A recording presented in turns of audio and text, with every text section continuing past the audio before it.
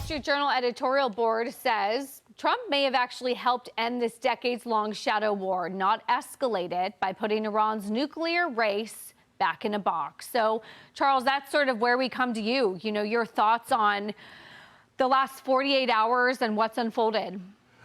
This following the attacks by Israel, which I thought were absolutely phenomenal as well, just the ultimate 1-2 punch. And of course, it's been rare lately that we've seen the Wall Street Journal opinion page applaud President Trump. So, no, it really, really is absolutely phenomenal. You know, this year we've seen a big movement, this anti-American exceptionalism movement. And I say, you know, it's reflected in a lot of things. Obviously, the people are the way we're set up as a nation. The companies that lead AI, but also these companies that have been around for 100 years, but also our military. And that execution was just absolutely phenomenal. And I agree. I think it brings us closer to peace. We're taking the most dangerous chess piece off the board, I think, in terms of, yeah, China has more power, more military power, but Iran was the one that was sponsoring terror throughout the world. They're the ones who would more likely use an atomic weapon before any other nation, perhaps North Korea. So we took one of the most important pieces off the board, and I think that helps everyone. I think it helps humanity. I really do. We've been talking about sort of the fallout since then, Jackie, and I know in the next segment we're going to be doing a lot with the equity markets, oil markets, the Strait of Hormuz. But sort of the other side of that coin is waiting for Iran to retaliate.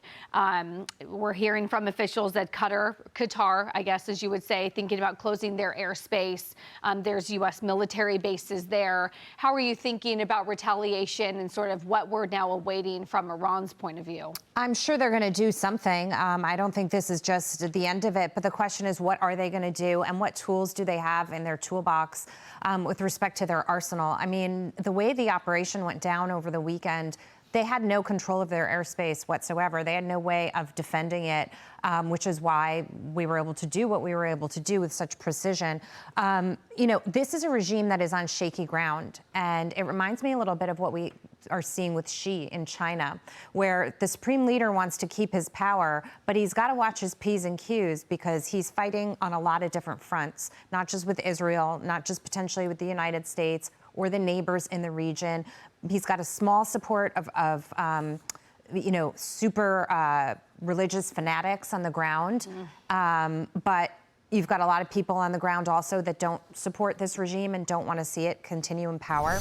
The president is talking about regime change, but he is absolutely not talking about, you know, an Iraq-style regime change where the United States gets involved in any way. He's calling for, if there should be regime change, for the people to rise up and to do this themselves with Western support. While it's very scary, this might be the time, the only time for them to seize that opportunity. So I think that the world is waiting with bated breath to see how Iran will respond. But with respect to the markets and oil, I think the muted impact comes from what you're saying, Charles, which is that the wind has been majorly taken out of their sails. And, you know, even with this threat about the Strait of Hormuz, they get most of their oil revenue from China. If they can't move and sell their own oil, they're not going to have any money. So this isn't a great position for them to be in. And I really think the president has successfully backed them into a corner. Dagen, I thought about you over the weekend. I think it was Thursday or Friday when I was talking about the within 2 weeks timeline. I said the 2 weeks is sort of approaching on our July 9 tariff deadline. And you looked at me and you said, Taylor, it is not in 2 weeks, it is within 2 weeks. And then soon enough, it was just 24, 48 hours after that. So curious about your thoughts on all of this. Yeah, Jackie and I both I was like, knew. He's going to do it at some point. Like, I think I said the strikes could be tomorrow or this weekend. On Friday, I said tomorrow or this weekend.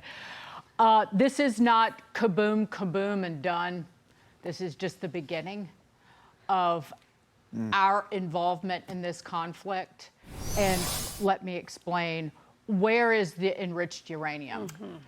Good question. And Vice President J.D. Vance said the following yesterday on ABC.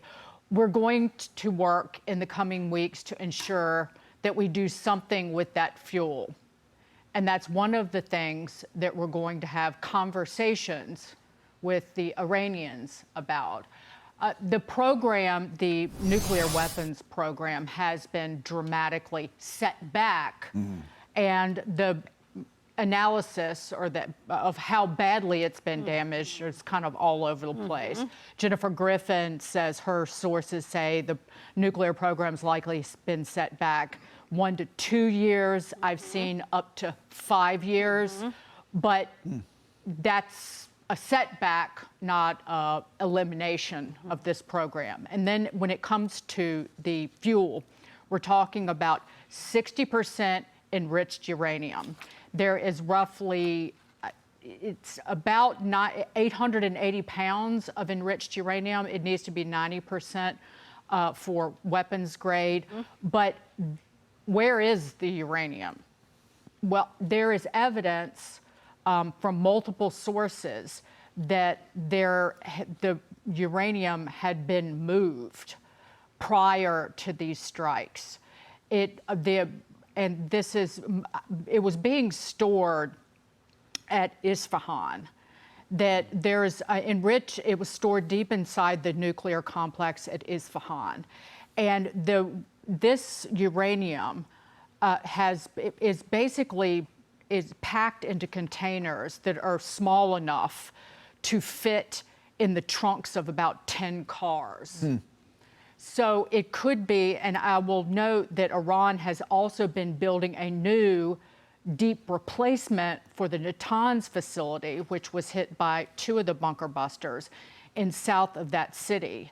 Officials in Tehran had told the International Atomic Energy officials that they had not opened that plant, but it remains to be seen where this enriched uranium is. And who has to get it out. Right. I will note that enriched uranium is not easily used in dirty bombs. It would be a different type of radioactive material, is more effective, but nevertheless, you don't want anyone else to get their hands on this uranium. Brian, it was interesting. I read an op-ed from the Times this morning and talking about sort of the regime change and what we can make of all of this. They said back in 1988, the Ayatollah chose to end the Iran-Iraq war for the sake of his survival. He said it was, quote, drinking from a chalice of poison, and that the current supreme leader could stand down as well for that sake, for his sake. And then in return, again, we could promise an immediate relief from economic sanctions as long as they promise to dismantle their nuclear ambitions. But this has been 20 years in negotiations, 20 years in the making, 20 years of promising this and promising that, and having a really hard time finding an end point that both sides can agree on. Well, the reason it was a lot of promises and broken promises and words and nothing happened is because nobody dropped 14 bunker buster bombs on their key assets. The president just did that. I love what Secretary Hegseth said.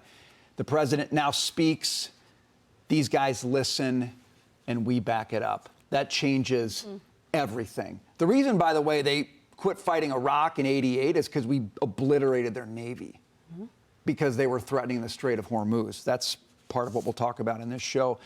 What shook Iran, I would argue, there was huge physical damage done in Iran.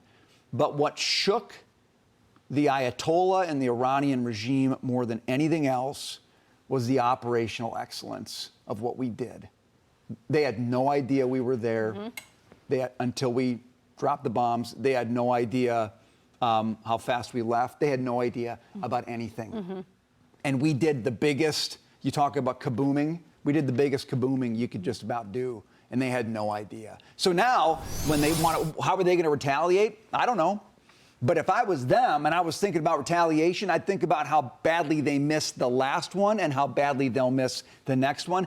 And my guess is that thinking could take a while for them, and it might be very effective. I think the president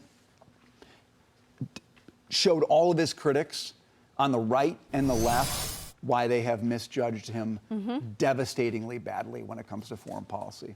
When you talk about retaliation, I will quickly note Wedbush out with a note saying that if there are cybersecurity attacks, his favorite stocks remain Palo Alto, CyberArk, CrowdStrike, Zscaler, Checkpoint as a way for traditional offense, but also cybersecurity defense as well.